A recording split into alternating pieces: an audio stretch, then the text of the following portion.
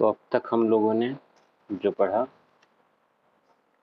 उसको फटाक से रिवाइज करते हैं 5-10 मिनट में, उसके बाद आगे बढ़ते हैं। ठीक है,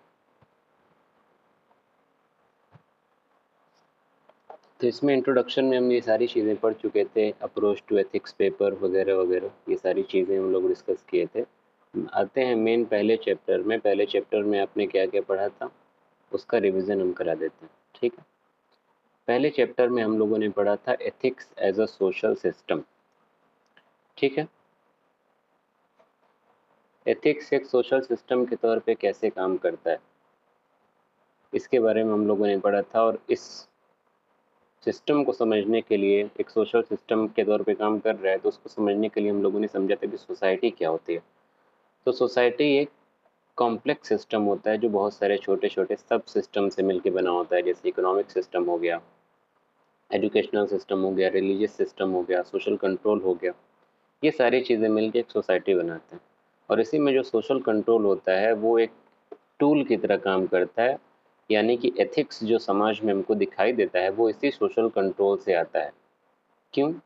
क्योंकि इसमें जो प्रोसेसेस हैं, जो मेथड इसका है, वही एक इंसान के अंदर मूल्यों का, कह सकते हैं, समावेश करता है। इंसान के अंदर मूल्यों को इनकलकेट करने में मदद करता है। जैसे सोशल कंट्रोल के क्या क्या मेथड है ये भी हम लोगों ने पढ़ा था। उसमें पहला हम लोगों ने पढ़ा सोशलाइजेशन, दूसरा हम लोगों ने पढ़ा सैंक्शन। सोशलाइजेशन यानी कि वो प्रोसेस जो एक असोशल बच्चे को, एक व्यक्ति को सोशल बना दे, यानी कि सामाजिककरण।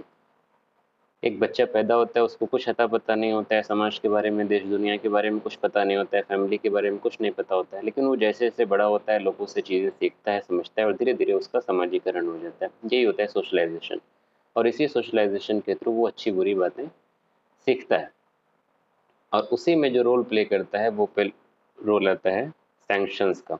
उन अच्छी बुरी बातों को बनाए रखने के लिए सैंक्शंस लागू किए जाते हैं कि अगर आपने इस मूल्यों के खिलाफ काम किया तो ये गलत होगा, और अगर आपने ये गलती की तो आपको ये पनिशमेंट मिलेगी।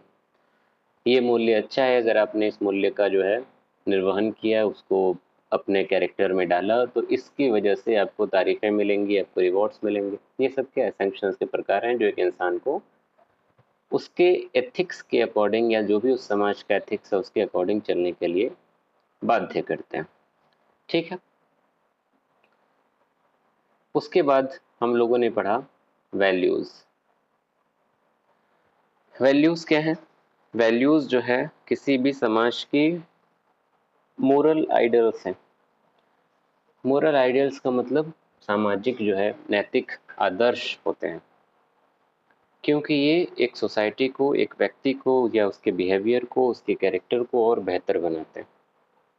एग्जाम्पल के तौर पे ऑनेस्टी एक मूल्य है, एक वैल्यू है।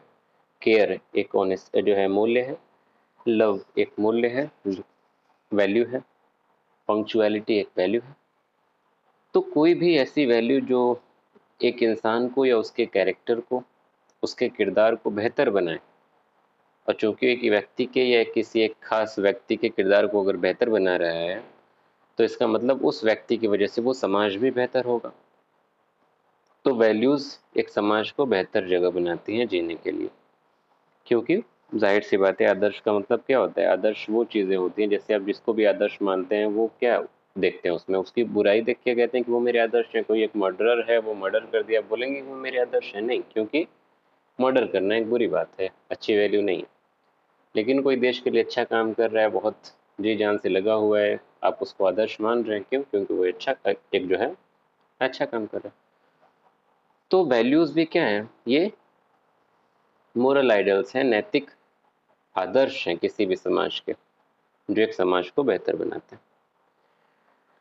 और ये जो वैल्यूज़ होती हैं वो इंसान जो है जन्म से लेके पैदा नहीं होता है, धीरे धीरे उसको वक्त के साथ इंसान सीखता है।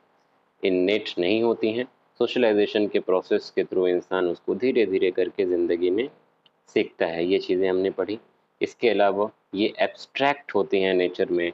यानी कि एब्स्ट्रैक्ट का मतलब क्या होता है? जो चीज़ें सिर्फ कल्पना मात्र हो, जिसको आप अपनी 5 इंद्रियों से सुन ना सकें, देख ना सकें, छू ना सकें, वगैरह वगैरह। जैसे आप किसी की केयर कर रहे हैं, आपके दिल में केयर है, दिख थोड़ी रही है। क्या है ये? केयर एक वैल्यू है ना, एक मूल्य है, लेकिन वो एब्स्ट्रैक्ट है, दिख नहीं रही है। एब्स्ट्रैक्शन को समझने के लिए गहरे अध्ययन की ज़रूरत होती है। या वो लोग जो बहुत विद्वान होते हैं, जो लोग बिना कहे बातें समझ जाते हैं, जो बहुत ही गहरी सोच रखने वाले होते हैं, वो एब्स्ट्रैक्ट वैल्यूज़ को समझ सकते हैं। आप किसी से जो है हाथ ऊपर करके सलाम मत करिए, है या पैर जाके बड़ों का मत छूइए, जैसे हिंदुइज्म में होता है नमस्कार, जो है नमस्ते करना है, मान लीजिए आप पैर मत छूइए। लेकिन अगर मान लीजिए कोई वहाँ पे बहुत विद्वान बैठा है और तो वो कहेगा कि नहीं, उसके दिल में वैल्यू जो है इज्जत है बड़ों के लिए, बस उसने पैर नहीं छुआ, दिल से तो है इज्जत। तो ये एब्स्ट्रैक्शन है, जो इज्जत उसके दिल में है वो दिल ही तक है, वो दिख नहीं रहे, ना आप उसको देख पा रहे हैं, ना छू पा रहे हैं, ना वो जो है फील कर पा रहे हैं, एब्स्ट्रैक्ट है वो। तो वैल्यूज़ क्या होती हैं? एब्स्ट्रैक्ट होती हैं। ठीक है। दूसरी चीज़ क्या है खास, कि ये डीपली रूटेड होती हैं किसी भी पर्सनैलिटी में, किसी भी किरदार में आप देखेंगे वैल्यूज़ पूरी तरीके से समाहित होती हैं। एक इंसान का जो भी कैरेक्टर देख रहे हैं सामने से, वो उसके मूल्यों की वजह से होता है, उसकी वैल्यूज़ की वजह से होता है। ठीक है। कोई इंसान अच्छा है बुरा है, आप वो कैसे डिसाइड कर रहे हैं? उसकी पर्सनैलिटी देख के, क्योंकि उसके अंदर कैसे वैल्यूज़ हैं वो उससे पता चलता है। और वो इस हद तक डीपली रूटेड होती हैं वैल्यूज़, कि आप उससे इजीली बता सकते हैं कि हाँ ये अच्छी चीज़ है, ये अच्छा इंसान है कि बुरा इंसान है। और आप अपने अंदर भी झांक सकते हैं कि आपके अंदर वैल्यूज़ किस हद तक समाहित हैं, किस हद तक समावेशित हैं, आपके अंदर किस हद तक वैल्यूज़ जो है रूटेड हैं। जब आप अपने ही वैल्यू के खिलाफ काम करते हैं तो गिल्ट जो है पैदा होता है, और ये गिल्ट एक अजीब सी फीलिंग होती है, और ये तभी आती है जब हम अपने मूल्यों के खिलाफ जाकर काम करते हैं, जब अपनी वैल्यूज़ के खिलाफ जाकर काम करते हैं। अगली चीज़ क्या है? अच्छा, एक चीज़ खास बात ये है कि अगर गिल्ट से बचना है तो गिल्ट से बचने के लिए हमें कंसाइंस को सुनना पड़ता है। जब भी आप अपने मूल्यों के खिलाफ काम करेंगे तो आपके अंदर से एक आवाज़ आती है, आपका ज़मीर आवाज़ देता है, ज़मीर को बोलते हैं कंसाइंस। तो जब भी आप अपने मूल्यों के खिलाफ काम करेंगे तो कंसाइंस जो है आपका आवाज़ देगा। और अगर आपने अपने कंसाइंस को सुन लिया तो जो गिल्ट आपको पैदा हो रहा है आपके मन में, वो गिल्ट क्या होगा? गायब हो जाएगा, अगर आपने कंसाइंस को सुना। क्योंकि अगर कंसाइंस को सुनेंगे तो अपने मूल्यों के खिलाफ काम नहीं करेंगे, और अपने मूल्यों के खिलाफ काम नहीं करेंगे तो गिल्ट आपके अंदर पैदा ही नहीं होगा। ठीक है। अगली चीज़ जो हम लोगों ने पढ़ी थी वो ये कि वैल्यूज़ जो है वर्च्यूज़ के सिमिलर होती हैं, यानी कि जब वैल्यूज़ किसी व्यक्ति के अंदर पूरी तरीके से इंटरनलाइज्ड हो जाए, उसका आंतरिकरण हो जाए पूरी तरीके से, किसी व्यक्ति के, किसी के किरदार में, किसी के जो है कैरेक्टर में पूरी तरीके से एकदम घुस जाए, वो बन जाता है वर्च्यूज़। तो इसलिए वैल्यूज़ को हम कह सकते हैं कि values are very close to virtues. जब हम लोग वैल्यूज़ को रियलाइज़ कर लेते हैं अपने अंदर, तो वो बन जाती हैं वर्च्यूज़। लास्ट जो है कैरेक्टरिस्टिक हम लोगों ने वैल्यू का पढ़ा वो था कि वैल्यूज़ जो है हमेशा ही हायरार्की में अरेंज्ड होती हैं, यानी कि कभी एक वैल्यू आपके लिए प्राइमरी हो सकती है, फर्स्ट रैंक में हो सकती है, कभी वही वैल्यू आपके लिए सेकंड रैंक पे हो सकती है। हो सकता है आपके लिए ज़िंदगी का सबसे बड़ा मूल्य आपके जीवन में आपकी ईमानदारी है, और आप अपनी ईमानदारी कहीं छोड़ते नहीं हैं, लेकिन आप अचानक एक बार जंगल में गए और आपके दोस्त के पीछे कुछ डाकू लोग भाग रहे हैं, उसकी जान लेने के पीछे पड़े हैं, और आपने देखा है कि आपका दोस्त किधर भाग गया, और डाकू आपसे आके पूछते हैं कि बताइए किधर गया, और आप ठहरे ईमानदार।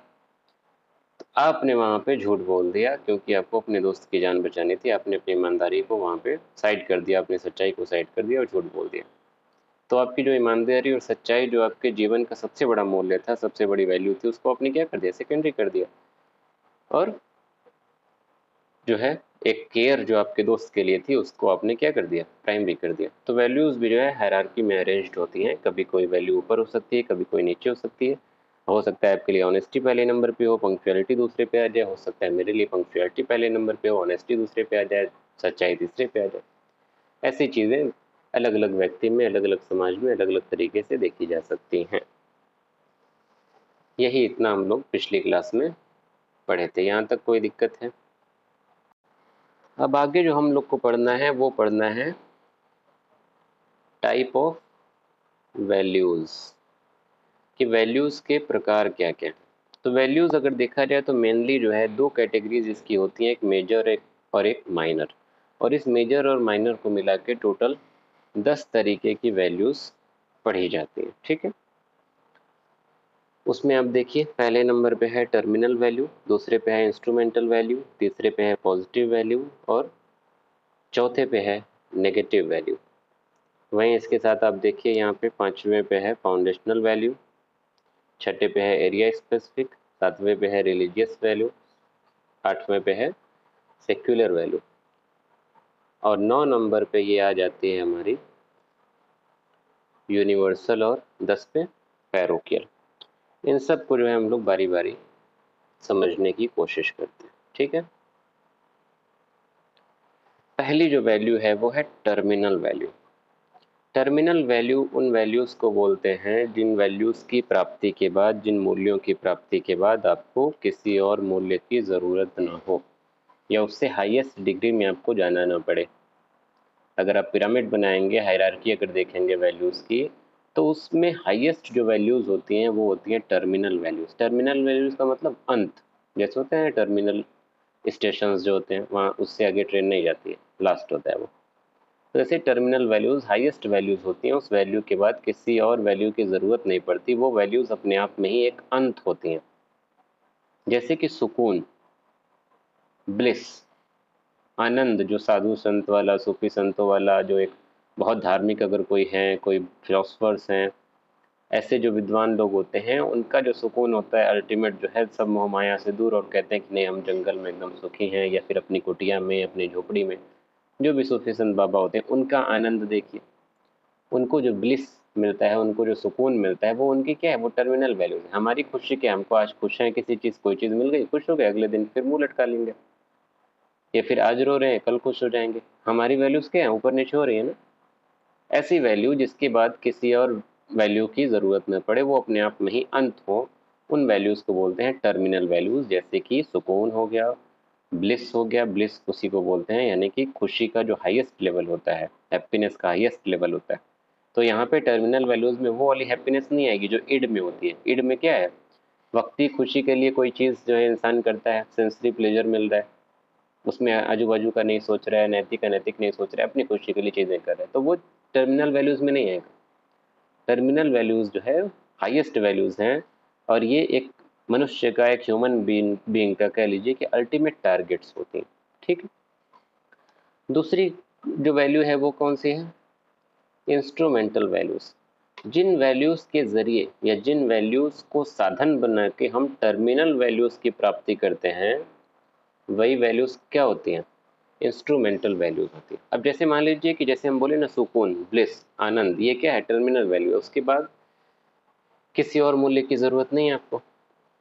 तो क्या आपको ज़िंदगी में सुकून पाने लाने के लिए और भी कई चीज़ों को जो है लाना पड़ेगा ना अपनी ज़िंदगी में। कई ऐसी चीज़ें होंगी जो आपको छोड़नी भी पड़ेंगी, कई ऐसी चीज़ें होंगी जो आपको अपनी ज़िंदगी में लानी भी पड़ेंगी।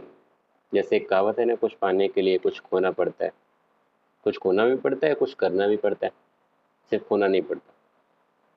तो ऐसी जो वैल्यूज़ हैं, जो टर्मिनल वैल्यूज़ की प्राप्ति में मदद करती हैं, सहायता करती हैं, वो होती हैं इंस्ट्रूमेंटल वैल्यूज़। जैसे अगर आपको सुकून चाहिए, तो आपके अंदर ईमानदारी और सच्चाई होना ज़रूरी है। जो बेईमान लोग होते हैं, जो धोखेबाज लोग होते हैं, क्या वो ज़िंदगी में खुश रहेंगे? हो सकता है करोड़ों रुपए उनके पास हों, 200-400 लोग नौकर चाकर हों, सब हो, लेकिन ज़िंदगी में सुकून नहीं मिलेगा। ठीक है ना? तो अगर टर्मिनल वैल्यूज़ अगर आपको चाहिए, तो उसके लिए कुछ और वैल्यूज़ होंगी जिसको आपको अपनी ज़िंदगी में लाना पड़ेगा। खुशी पाने के लिए, एक आनंद की प्राप्ति के लिए आपको ईमानदारी दिखानी पड़ेगी, पंक्चुअलिटी दिखानी पड़ेगी अपने काम को लेके, ईमानदारी दिखानी पड़ेगी अपने काम को लेके। अगर आप ईमानदार नहीं हैं, पंक्चुअल नहीं हैं, तो क्या जो उद्देश्य है वो प्राप्त होगा आपको? नहीं प्राप्त होगा। तो जिन मूल्यों को साधन बना के आप टर्मिनल वैल्यूज़ तक पहुँच रहे हैं, वही मूल्य क्या हो गए, वही वैल्यूज़ क्या हो गए, इंस्ट्रूमेंटल वैल्यूज़। अगली वैल्यू है पॉजिटिव वैल्यू।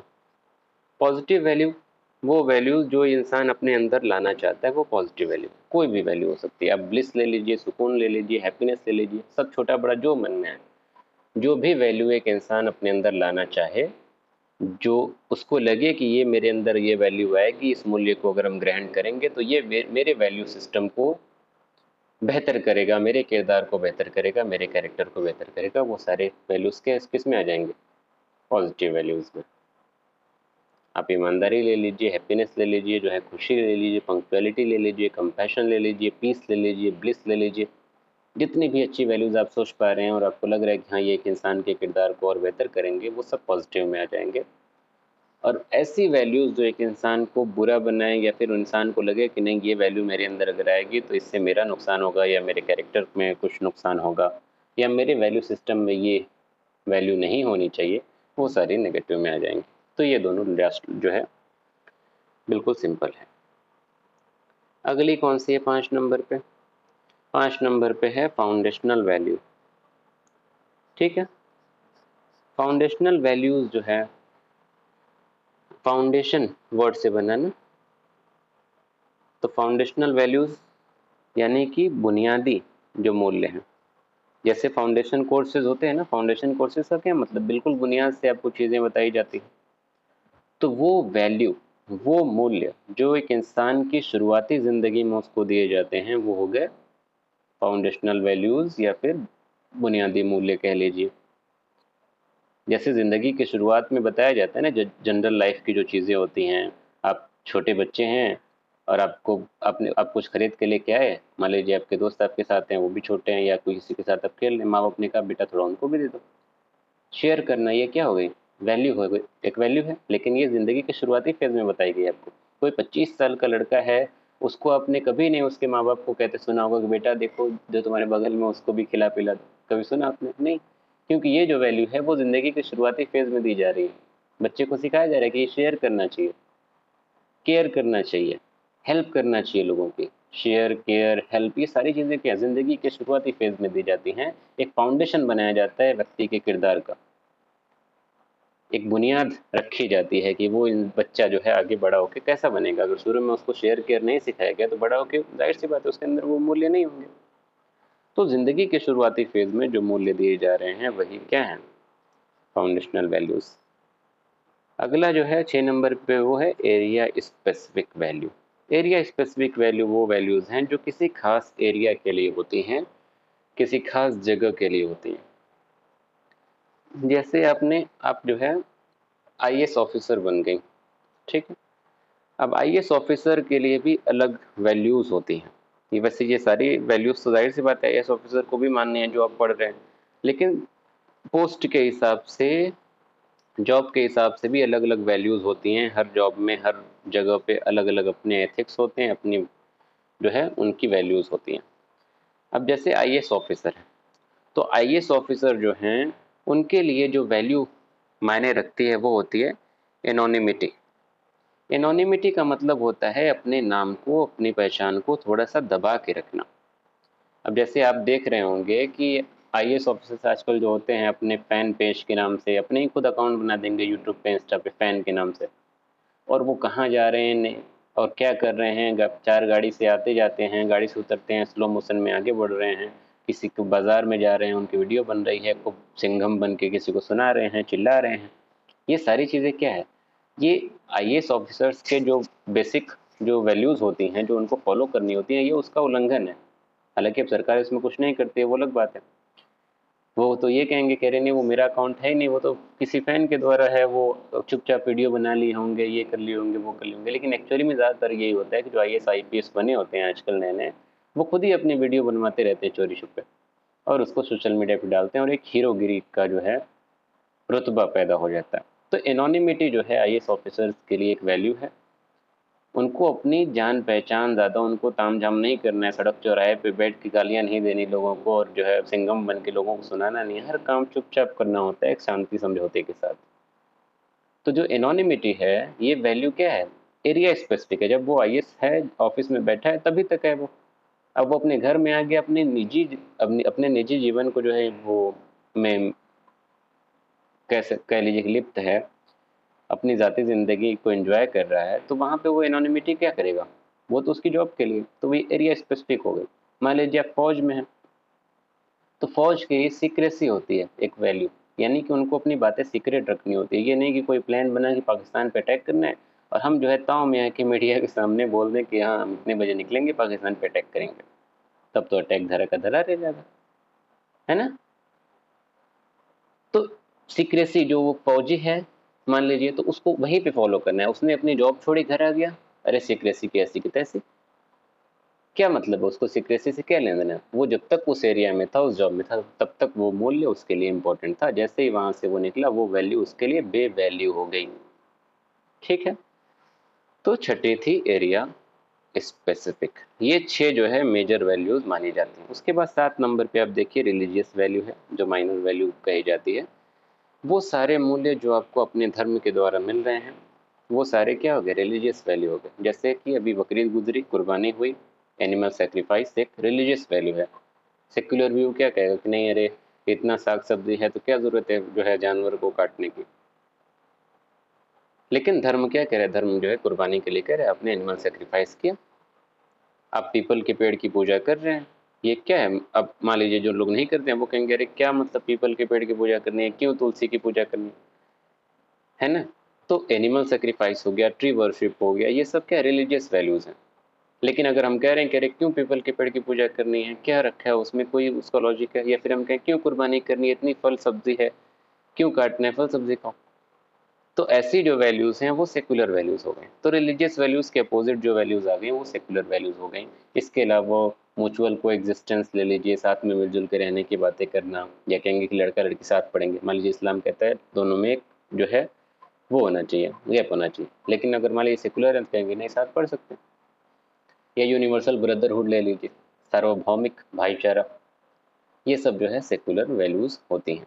और कई बार ऐसी वैल्यूज होती हैं जो सेकुलर भी होती है, रिलीजियस भी होती हैं। जैसे कि हर रिलीजन ये नहीं कहेगा कोई रिलीजन की पेड़ काट दो, तो एक पेड़ को बचाना, सेविंग ट्रीज, क्या है ये, एक रिलीजियस वैल्यू भी हो सकती है, सेकुलर वैल्यूज भी हो सकती है। जैसे अभी हम बोले सेकुलर वैल्यू में यूनिवर्सल ब्रदरहुड, तो क्या कोई धर्म कहता है कि नहीं एक दूसरे की जान ले लो, कोई नहीं कहता। इस्लाम के नाम पे ये जो है धब्बा लगाए रहते हैं लोग, लेकिन इस्लाम भी कहता है कि सब लोग भाई हैं, सबका ख्याल रखो, अपने पड़ोसी में देखो कोई खाया है कि नहीं खाया है, उसके बाद तुम खाओ, वो हिंदू वो मुस्लिम कोई मतलब नहीं उससे। तो इस्लाम भी सार्वभौमिक भाईचारे की बात कर रहा है।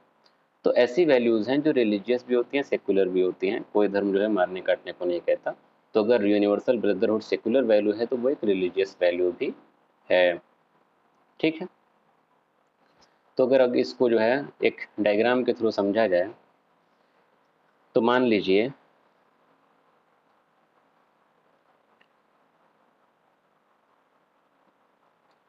ये जो है सेकुलर वैल्यू है और ये रिलीजियस वैल्यू है। तो ये बीच में ऐसी कुछ वैल्यूज होंगी जो ये रिलीजियस, ये सेक्युलर, तो जो दोनों का हिस्सा होती हैं, जैसे कि यूनिवर्सल ब्रदरहुड हो गया, सेव ट्रीज हो गया, ऐसी ऐसी कुछ वैल्यूज हैं जो दोनों का हिस्सा हो सकती है। लास्ट की दो जो है दो वैल्यू है वो है यूनिवर्सल वैल्यू और एक और है पैरोकियल वैल्यू। यूनिवर्सल वैल्यू यानी कि ये भी सार्वभौमिक एक तरीके से हो गया ना, कोई भी चीज़ जो समाज के हर तबके के द्वारा स्वीकार की जाती है, दुनिया के किसी कोने में चले जाइए उसको स्वीकार किया जाता है, वो हो गई यूनिवर्सल वैल्यू। वो रिलीजियस भी हो सकती है, सेकुलर भी लगभग हो सकती है। जैसे कि हर रिलीजन शांति की बात करता है, पीस की बात करता है, और जो रिलीजियस नहीं है वो भी पीस की बात करते हैं। तो पीस एक क्या हो गई, एक यूनिवर्सल वैल्यू हो गई। सभी लोग भाईचारे की बात करते हैं, हर धर्म भी करता है, सेकुलर लोग हैं वो भी कहते हैं, तो ब्रदरहुड क्या हो गया, एक यूनिवर्सल वैल्यू हो गई। इंटीग्रिटी, बंधुत्व, भाईचारा एक तरीके से भी, ये भी क्या है, यूनिवर्सल वैल्यू है। बहुत रेयर जो है, जो आतंकवादी हैं, गुंडे हैं, डाकू चोर हैं, उन्हीं लोग को फर्क पड़ेगा ना कि नहीं सब लोग आपस में लड़ें, या कोई पॉलिटिकल पार्टी है वो हिंदू मुस्लिम को लड़ाती रहेगी, तो एक्सेप्शन वाली बात है। बट इन जनरल ऐसी कुछ वैल्यूज हैं जो पूरी दुनिया में स्वीकार की जाती हैं, वो वैल्यूज क्या हो गई, यूनिवर्सल हो गई। और वहीं पैरोकियल वैल्यू यूनिवर्सल वैल्यू के अपोजिट है। ये पूरी दुनिया के द्वारा स्वीकार नहीं की जाती, बल्कि किसी खास कल्चर, स्पेसिफिक कल्चर के द्वारा स्वीकार की जाती हैं पूरी दुनिया। या ये नहीं कि अगर इस सोसाइटी में या इस कल्चर में ये बात मानी जाती है तो वो दूसरे कल्चर में भी मानी जा रही होगी। वो वैल्यू, वो मूल्य सिर्फ उसी कल्चर में, उसी खास एरिया में काम कर रहे होते हैं, एरिया स्पेसिफिक वैल्यू से हटके थोड़ा सा। ये जैसे कि विगनिज्म, वो लोग जो है दूध भी नहीं पियेंगे जानवरों का, कहेंगे कि नहीं उससे भी तकलीफ हो रही है, नॉन वेज खाना दूर की बात है, दूध भी नहीं पियेंगे। तो वीगनिज्म क्या है, एक पैरोकियल वैल्यू है, जो कि कुछ पॉइंट में शायद दुनिया में ऐसे लोग होंगे या 1-2% ही ऐसे होंगे जो इसको मान रहे हैं। या फिर एक, जैसे कि ये ज्योग्राफी में हम पढ़ाए थे कि एक ट्राइब है जो है अफ्रीका की, नाम आपको याद होगा शायद, वो ट्राइब है मसाई। ये लोग क्या करते हैं, गाय के या बैल जो भी है उसकी गर्दन में छेद करके उसका खून पीते रहते हैं। तो ये क्या है, ये उनका अपना एक वैल्यू है। वो उसको अच्छा मानते हैं, दूसरे एरिया में कहीं चले जाइए दुनिया के, उसको वो सही नहीं मानेंगे, उसको गलत मानेंगे। या फिर जो है आप एंशियंट ग्रीक में चले जाइए, ग्रीस कल्चर जो है वहाँ पे आप पाएंगे, वहाँ पे तो थूकने की प्रथा है। अगर कोई मेहमान आया है तो आप उसको उसके ऊपर थूकना है। अगर आप नहीं थूके तो कहेंगे अरे यार कैसे लोग हैं, उनके अंदर संस्कार ही नहीं है, मेहमान आए और वो लोग थूक भी नहीं रहे। लेकिन अब भारत में आइए किसी के ऊपर थूक दीजिए तो वो तो वहीं पे जूता चप्पल निकाल के तोड़ देंगे आपको। तो वो जो थूकने का रिवाज है वो कहाँ है, वो उन्हीं के एरिया में है, उन्हीं के कल्चर में है बस। वो नहीं थूक रहे हैं तो वो क्या माना जा रहा है कि अरे उनके अंदर मूल्य ही नहीं है, उनके अंदर वैल्यूज नहीं है, कैसे लोग हैं, मेहमान है थूक भी नहीं रहे हैं। तो वो क्या है, सिर्फ एक ही एरिया में उनका जो कल्चर है उसी में। या फिर ऐसे ही वहाँ पे एक और प्रथा थी कि अगर मेहमान आए हैं घर में तो मेहमान को जो है, जिसके भी घर मेहमान आए हैं तो वो घर वाले जो है अपनी बीवी को एक रात के लिए मेहमान को देंगे। अगर नहीं दे रहे हैं तो कहेंगे कितने बुरे लोग हैं, मेहमान की इज्जत ही नहीं कर रहे। अब यही भारत में करिए तो जाहिर सी बात है वो एक अनैतिक काम हो गया ना कि अरे शादीशुदा है वो क्यों अपनी बीवी को देंगे, अरे शादीशुदा नहीं भी होते तो भी क्यों देना है, ये तो अनैतिक काम है। लेकिन अब कुछ एरिया में, कुछ कल्चर में, कुछ ट्राइब्स में ये सारी चीज़ें चल रही हैं तो वो बस वहीं तक चल रही होती हैं। ऐसे मूल्य, ऐसी वैल्यूज़ को पैरोकियल वैल्यू कहा जाता है। कोई दिक्कत यहाँ तक? ये सारा था टाइप ऑफ वैल्यूज़।